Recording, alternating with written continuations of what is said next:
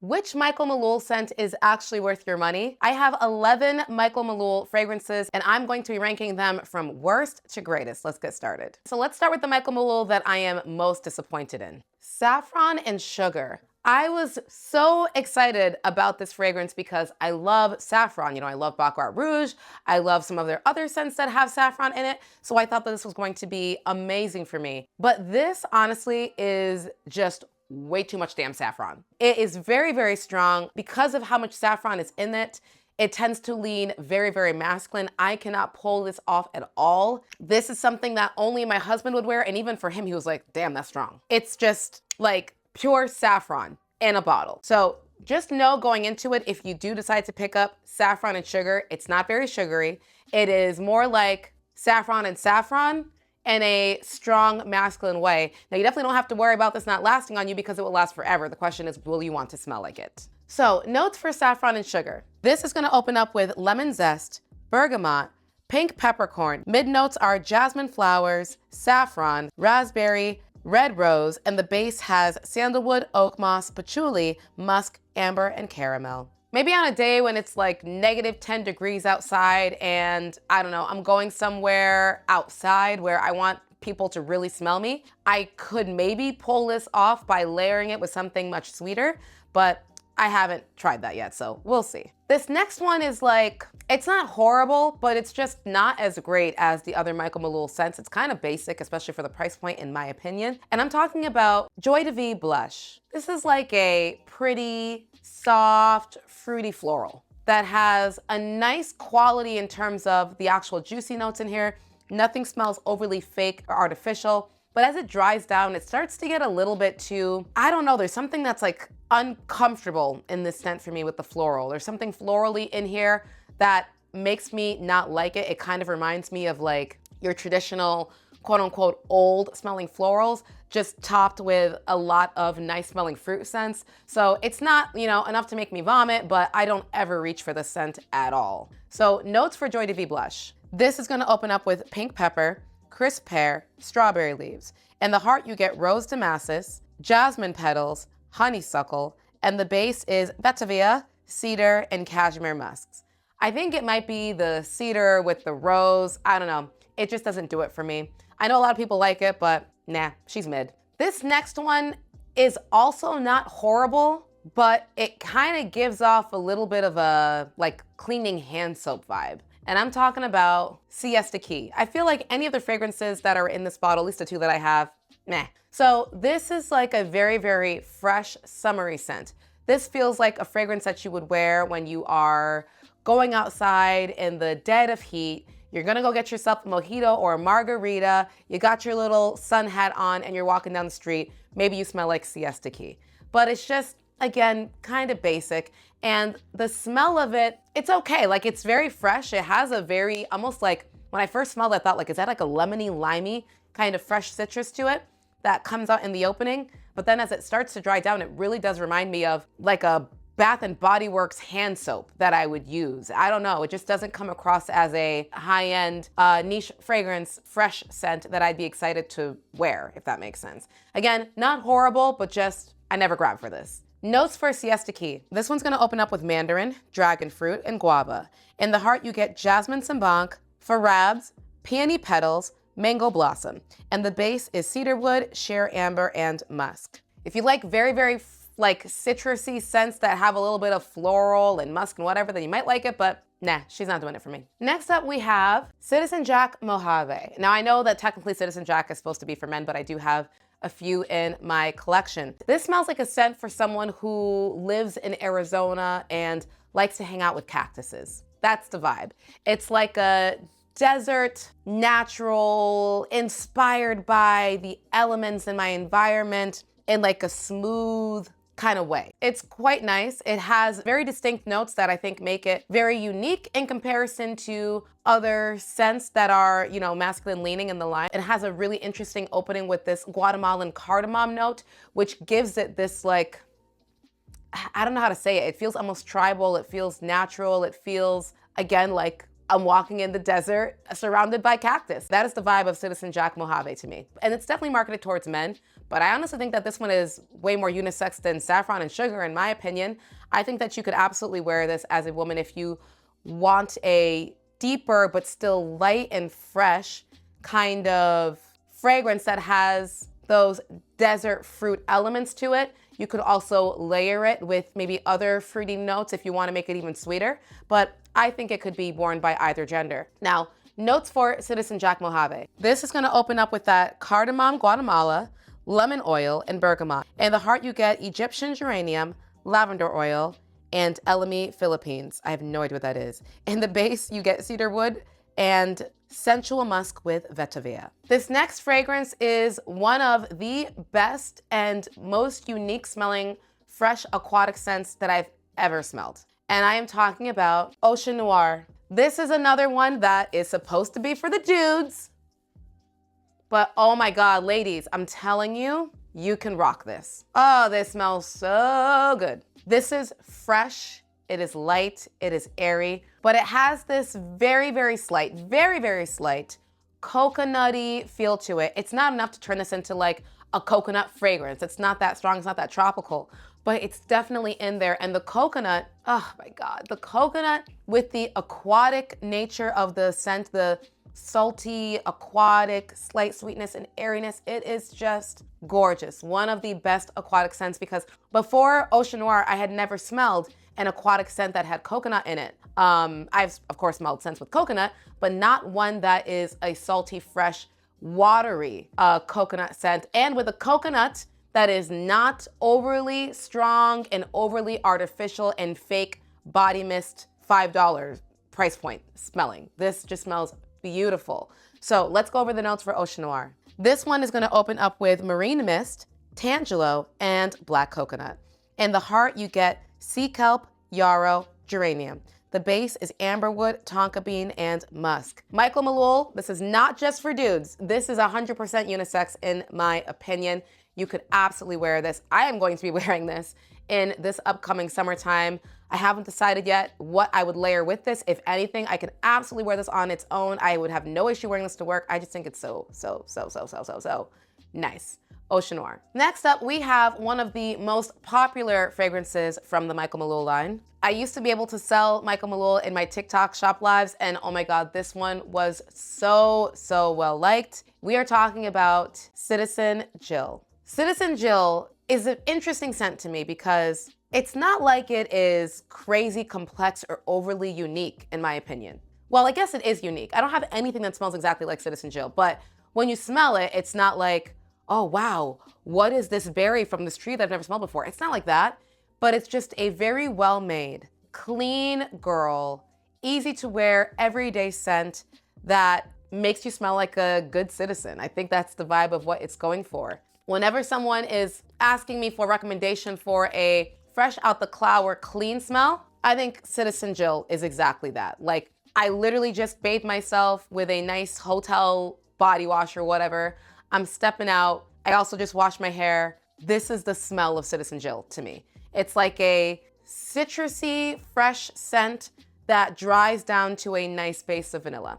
So notes for Citizen Jill. So this is gonna open up with bergamot, citron, d'Anjou pear. In the heart, you get poppy, jasmine, lily of the valley, and the base is velvet musk, amber, vanilla, and sandalwood. I consider this to be a pretty safe blind buy for most people. Next up, we have a scent that is, again, marketed towards the bros, but I am telling you, you do not need to be a man to wear this fragrance. I was shocked when I smelled it because it is incredible, and I think the brand is doing themselves a disservice by marketing this just to men because it's phenomenal. I am talking about Citizen Jack Absolute. Yes, this is even better. Way better, actually, not just even better. This is way better than Citizen Jill. This is super fresh, super sweet, fruity, but with a little bit of like a strong base underneath it to kind of balance it out and not just make it basic. So lovely, so lovely. I was shocked. Like when I first smelled this, I had to keep looking at the bottle like, this is called Citizen Jack? Like this is supposed to be for dudes? My husband loves this scent, but I also love this scent and I also can absolutely wear it. I don't even have to layer it with anything. It's just really perfectly balanced to me, right in the middle of unisex, fruity enough to be sweet and enjoyable, but still has some contrasting notes to not make it too just feminine leaning. It is gorgeous. It is a gorgeous spring or summertime kind of scent. It's light. You can wear it to work every day. It's just so good. So notes for Citizen Jack. This one is going to open up with melon and bergamot. And the heart, you get pineapple and amber. And the base is vanilla and musk. Do any of those notes sound like they can't be for both genders? Michael Malul, if you ever watch this video, you need to rename this Citizen Jack and Jill and make it maybe a different color. It's Citizen Jack and Jill, okay? Anyways, you've got to try this, okay? Honestly, if you're trying to go between the Citizen Jill and the Citizen Jack, I'm telling you, I'm picking Citizen Jack all day, every day. This next one might actually be the most popular, like most sold fragrance from Mike Malul. I don't know, I don't work there, but this is the one that I hear most people talk about. We are talking about Sangria and Saffron. Gorgeous. She is a gorgeous, gorgeous, very, very feminine scent. This is so lovely. So this is you are in Barcelona. You are on a trip with your girls. You don't have any bills. You don't have any cares in the world. You are wearing a beautiful sundress. You're walking down the street. The mariachi bands are playing. Birds are flying around your head. You're meeting your girls for brunch. You smell like Sangria and Saffron. Fresh, feminine, sweet with a little bit of spice to you. So beautiful. Notes for Sangria and Saffron. It's gonna open up with sparkling orange, juicy green apple, and saffron. In the heart, you get raspberry notes, jasmine petals, lily of the valley, and damask rose. And the base is ambergris and suede. The suede and the saffron, they all add that nice little bit of spice that gives it that like, caliente kind of feeling, but it is not overly done. Not crazy like the Sangria and Sugar one. This one is super well balanced, absolutely gorgeous. This one I would say is gonna be for most people an even safer blind buy than the Citizen Jill. Now, this next one is the cousin of the one I just talked about, and I like this one more. Obviously, it's ranked higher. But I feel like people don't really know about this one as much, and I don't know why. I feel like it doesn't get enough shine, but it might just be, due to my personality type that I enjoy this one more. We are talking about Sangria and Embers. This is so good. And also look at the bottle. I love, love, love, love, love the bottle, the dark black gradient. So lovely. So this is definitely very similar to the Sangria and Saffron, but it's just darker. It just takes a more noir type of vibe to it. The way that I like to describe Sangria and Embers, let's go back to our scenario where we are that beautiful lady in Barcelona who's meeting our girls for brunch in our beautiful sundress, wearing our Sangria and Saffron, and that's happening during the daytime, right? So you do that, you hang out with your girls, you're dancing with the mariachi band in the street, you smell divine. Once you finish eating your tapas and it's time to go home, you've taken a nap, you've taken a shower, now it's time to go out to dance. You're gonna go out to the clubs. It's like 1 a.m. You're gonna still wear Sangria and Saffron? No. No, my friend. She's beautiful, but she's too friendly. That's when you're gonna transition into your Sangria and Embers. That's the vibe. It has that DNA, but in a darker way. To me, it's like the saffron is increased, not enough to make you wanna pass out like in the Saffron and Sugar one, but enough to make it not as delicate and dainty as the Sangria and Saffron. So let's go over the note for Sangria and Embers. So this one's gonna open up with orange, green apple, and saffron. In the heart, you get jasmine, raspberry, and cedarwood with damask rose. And the base is amber blend, cashmeron, sandalwood, and tonka bean. So as you heard, a lot of the notes are going to be the same as the original Sangria and Saffron. They just added in a bit more woodiness, and I really do think a lot more saffron, which helped to make this feel a bit darker, a little less sweet. It's still sweet. Both of these scents literally do smell like you just batched up a fresh, brew of sangria in your bathtub and then put it in with some spices and put it into a bottle perfume. It's lovely, but it's just a little less sweet than the original one. And I think this one gives more like, if you cross me, I will slash your tires. The other one is just like flirty nice. So I think with my personality type, that's why I like to gravitate towards this. So this next scent was the most confusing scent to me when I first got it, when I first smelled it, because it is not at all what I was expecting. I do not feel like the name of the fragrance matches the notes of the scent.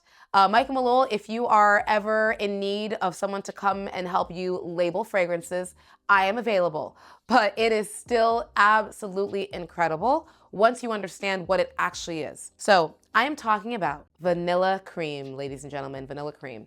So by the name, vanilla cream, what would you think that this would smell like? You would think it's gonna smell like vanilla and cream. And no, this smells like a very, very fruity, juicy fragrance that is bright and fresh, that does have a creaminess to it that dries down to a bit more cream and vanilla.